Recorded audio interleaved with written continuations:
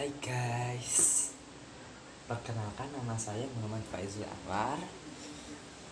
Di sini saya akan menceritakan tentang sejarah Perang Padri di Sumatera Barat. Apa sih Perang Padri itu? Pembaruan Islam di Minangkabau dikenal sebagai Gerakan Padri.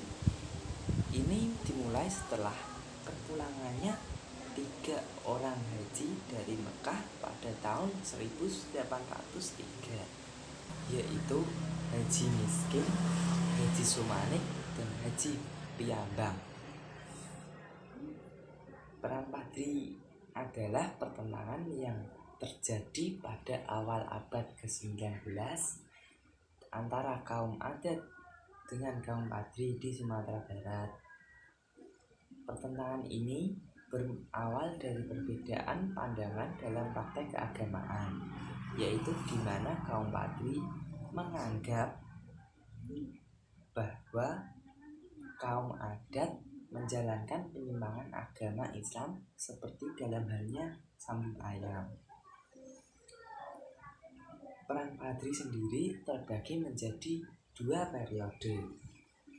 Periode pertama yaitu pada tahun 1821 sampai dengan 1825, dan periode kedua yaitu pada tahun 1830 sampai dengan 1837. Nah, di sini saya akan menceritakan tentang Perang Padri periode kedua ya guys, yaitu pada tahun 1830 sampai dengan 1837. Jika kalian ingin tahu Perang Padri periode ke-1, maka kalian bisa cari video teman saya ya guys. Pada periode pertama, tepatnya pada tanggal 1824, Sultan Arifin Munin Shah kembali ke Pagaruyung atas permintaan Letnan Kolonel Raff. Namun pada tahun 1825 beliau wafat dan dimakamkan di Pagaruyung. Pada tanggal 15 November 1825 disepakatinya perjanjian masang antara Belanda dengan kaum Padri yang dipimpin oleh Tuanku Iman Bonjol. Tetapi rupanya Belanda bersiasat lain karena kewalahan dengan konflik yang terjadi di Eropa dan di Jawa, yaitu perang Diponegoro. Nah, di periode kedua ini, setelah Perang Padri Diponegoro selesai, pemerintahan kolonial Belanda mulai melanggar perjanjian dan Perang Padri berkorban kembali. Namun kali ini kaum adat yang merasa dirinya dimanfaatkan oleh Belanda akhirnya bersatu dengan kaum Padri dan menghadapi kolonial Hindia Belanda. Akibatnya kolonial Hindia Belanda di Sumatera Barat mulai terusik kedudukannya dan mendapat banyak tekanan. Menanggapi hal tersebut, Gubernur Johannes van den Bosch mengangkat kolonial Jacob Lot sebagai pemimpin tertinggi militer di Sumatera Barat,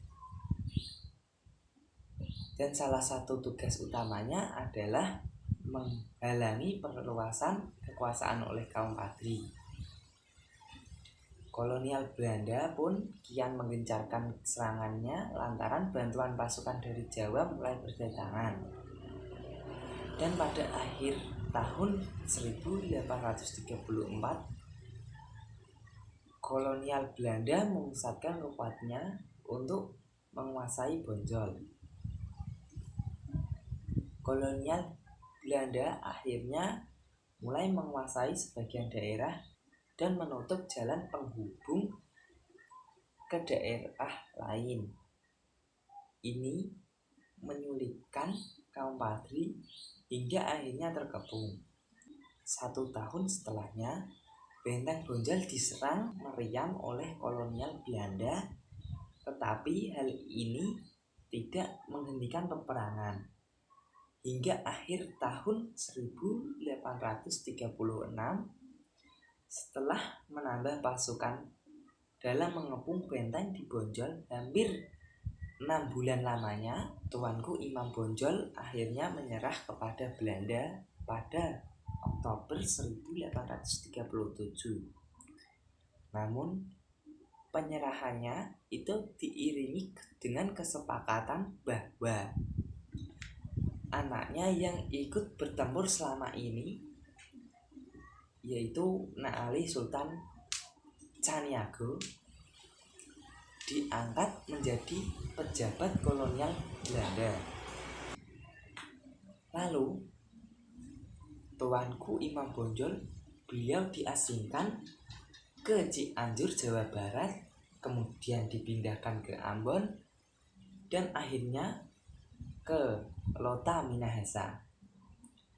Di tempat terakhir itulah beliau wafat, tepatnya pada tanggal 8 November 1864, dan dimakamkan di tempat pengasingannya.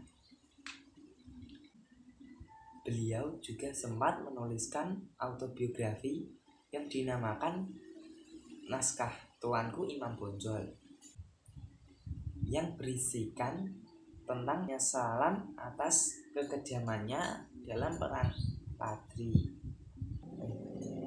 Kesimpulan yang kita dapatkan dari perang Padri ini adalah bahwa kelompok yang bertikai dapat bekerja sama untuk mempertahankan tanah air dari penjajah. Dan jangan jadikan perbedaan itu sebuah masalah, karena perbedaan itulah yang mendirikan kita. Nah, jika kalian suka dengan cerita saya, silakan tinggalkan komen dan jangan lupa like video ini ya guys. Terima kasih dan sampai jumpa.